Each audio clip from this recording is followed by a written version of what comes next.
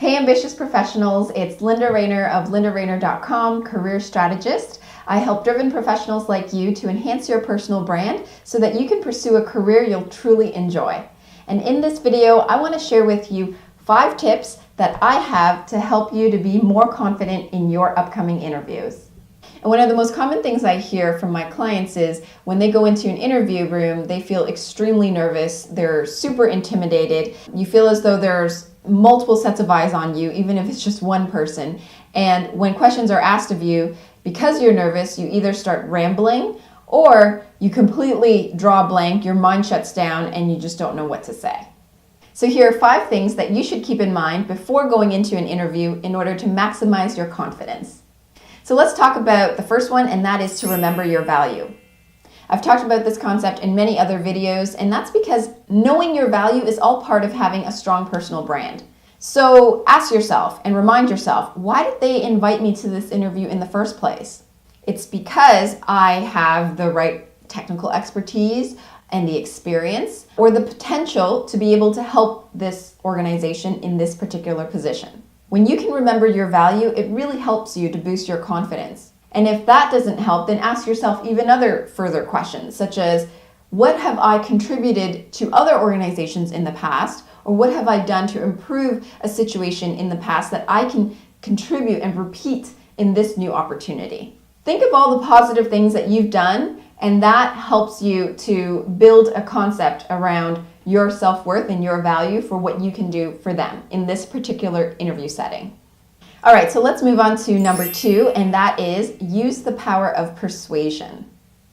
To be a truly ideal candidate for a new job opportunity, or to get a promotion, or to get a salary bump, in the corporate world, you need to, first of all, know what it is that you want, but more importantly, know how to convince and persuade others to help you get it. Now, this has nothing to do with being manipulative or sleazy and slimy or bribing people to get you what you want. It's about the power of persuasion and influence and being able to influence the person across the table from you that you are exactly what it is they need to hire. And the basic building blocks of persuasion are context and timing. You would never approach that same hiring manager out in the middle of the grocery store and ask them to hire you on the spot. You wouldn't try to convince them in that situation because it's the wrong context and the wrong timing. In the context of an interview, hiring managers are wanting you to persuade them. They're very persuadable. So I would say it's the perfect environment for you to be able to influence and show off your ability to convince them that you're the right fit for them. So overall, don't forget to persuade them. And to effectively persuade them, that leads me to my next point, which is to frame every answer appropriately. When answering interview questions, you don't want to dive into the meat of the answer right away.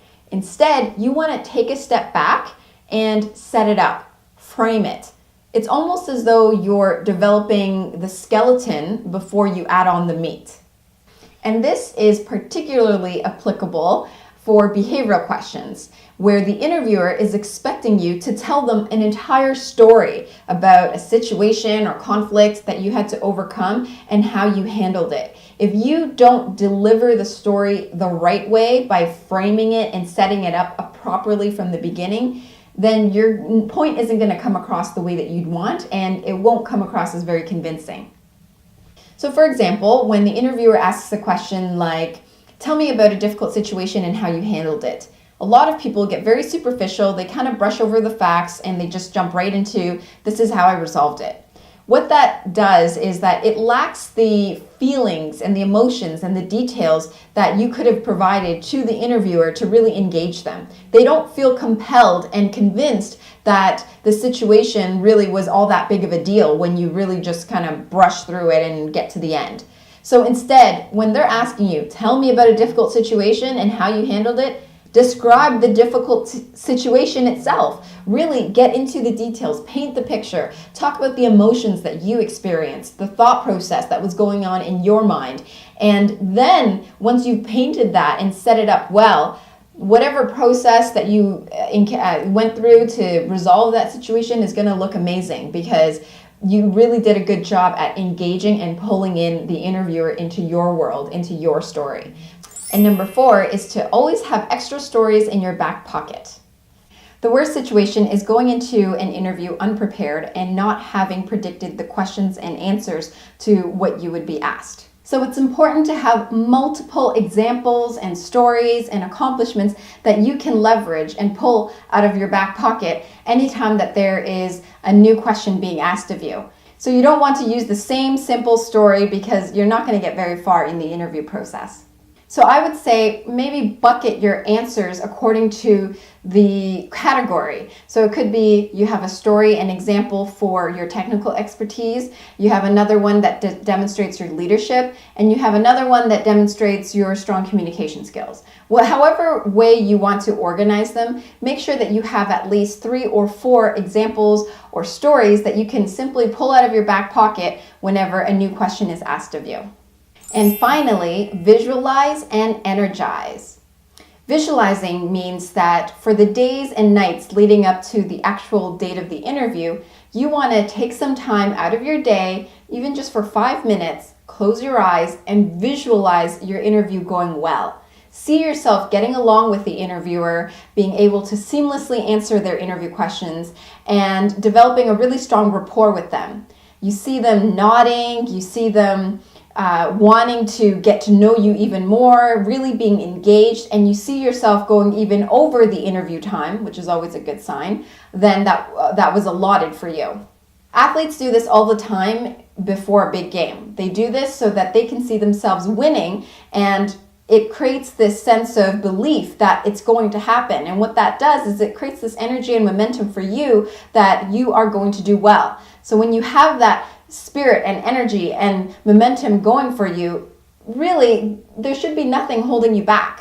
Sometimes it's as straightforward as just giving direct eye contact, leaning in when they lean in, mimicking their body language, and just giving that sense that you're genuinely actively listening to what they have to say and that you're really engaged in the conversation and you truly just want to get to know them.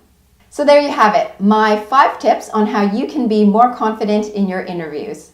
Now, if you're in a situation where you're an experienced corporate professional and you want to find your purpose and enhance your personal brand and be more confident in your career overall, then feel free to reach out to me. Head on over to lindarayner.com and click under Work With Me. You'll see the words Personal Brand Renewal, Stand Out and Get Hired.